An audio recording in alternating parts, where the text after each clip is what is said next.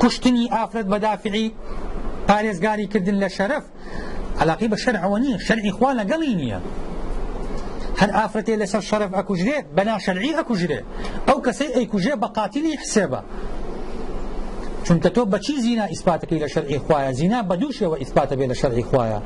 یا ئەوە تا ئافرەتەکە خۆی 4 جار بێتە بەردەم دادگا بە 4 لەفظی جیاواز ئیعتراف کا لەسەر خۆی بڵێ زینام کردووە، یا ئەوە تا 4 شایەت لە یەک کاتە لەسەر یەک شێوە زیناکە ببینن، هەر 4یان بێن شایەتی بن بڵێن ئێمە بینیمانە زینای کردووە. لە غەیری ئەم دوو وەسیلەی ئیثباتە بە هیچ ئیثبات نابێت، بە هیچ ئیثبات نابێت. چ ئافرەتێک ئەمڕۆ کە کوژراوە بە یەکێک لەم وەسیلانە ئیثبات کراوە کوژراوە؟ ئافرەت لە خزمەت پێغەمبەر صلی الله عليه وسلم هاتووە لە مجتەمەعەکەی ئەوە وتوێتی ئەی پێغەمبەری خوا صلی الله عليه وسلم أصبت حدا فأقمه علي، وتوێتی حەدێکم هاتۆتە سەر وەرە تەطبیقی حەدەکەم بەسەرا بکە. وتوێتی چی کردووە؟ زینام کردووە. 4 جار اعترافی کردووە کە زینای کردووە. تەسەوور کە پێغەمبەری خوا صلی الله عليه وسلم هەر ویستوێتی تەڵقینی ئافرەتەکە بکا بەوەی کە ئافرەتەکە نیکە، یعنی ئاعتراف بەو شتە نەکا و بگەڕێتەوە.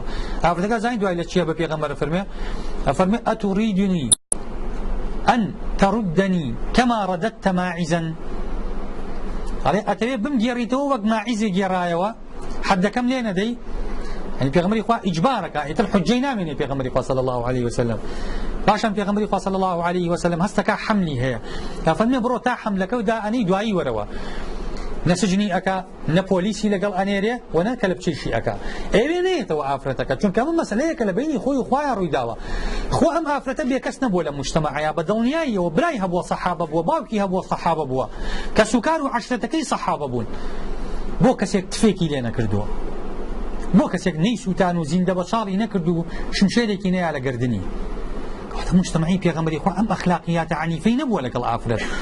دوای ئەوەی کە مناڵەکەی ئەبێ ئەم ئافرەتە دێتەوە ئەڵێ ئەی پێغەمبەری خوا صلی الله عليه وسلم ئەوە مناڵەکەم بوو، یعنی تەسەوور کە ئافرەتە حڕ بووە، تەلیق بووە، خۆی هاتوتەوە، کەس پەلی نەگرتووە بیهێنێتەوە. هەموو حەدیثەکان ڕیوایەتەکانی بێنە لەسەر ئەم قسەیە، خۆی هاتەوە ئافرەتەکە. پێغەمبەری خوا صلی الله عليه وسلم هەر حەدی لێ نادا. ئەفەرمی ئەو مناڵە حەقی 2 ساڵ شیر پێدانی لەسەرتە، بڕۆ با لە شیر ببڕێتەوە ئەو جاوەرەوە، دیسانەوە ئەیگەڕێتەوە، هەرێ وێنێتەوە ئافرەتەکە. دوای 2 ساڵەکە ئەم جارش نەسجن ئەکرێنە کە لە بچە ئەکرێنە کەسی لەگەڵ ئەنێرێ. هەر لەو مجتەمەعیشە کە باوک و براو هەموو کە سوکاری ئەویشی تایە کە فەتحیشی کردوون هاتووە لە مجتەمەعەکەی پێغەمبەر، لە بەرچاوی پێغەمبەر کە حاکمی مەدینەیە، لەناو کۆمەڵێک سەحابەیە کە چیرۆکەکەی نەک لە جیلی سەحابەیە 1427 ساڵە ئەو چیرۆکە خەڵکی جێڕێتەوە. یەکێک پێی نەوتۆ تۆ سەری ئێمە و شۆڕ کرد با لە گردنی بێ، نەک لەسەر تاوانەکە، لەسەر فەضیحە و ئیشهارەکە بە فەضیحەت. کەسێک غەڵەتێکی پێ نەکردووە، دوای 2 ساڵ دێتەوە کەرتێنانی یاوەتە دەست مناڵەکەی، ئەڵێ ئەی پێغەمبەری خوا ئەوەتە بەدەمی خۆی نانەخوا، هیچ عوزرت ماوە کە حەدەکەم لێ نەدەی.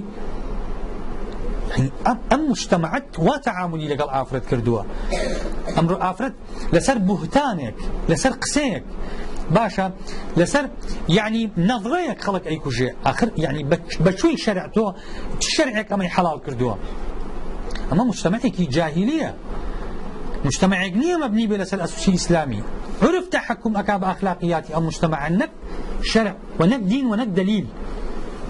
لەبەرەوە با ئێمە ڕوئیەمان واضح بێ لەسەر ئەم مەسەلانە. عرف جا بکەینەوە لە دین، عرف جا بکەینەوە لە دەق. ئەمە عرف زاڵی کردووە، علاقی بە دینەوە نییە.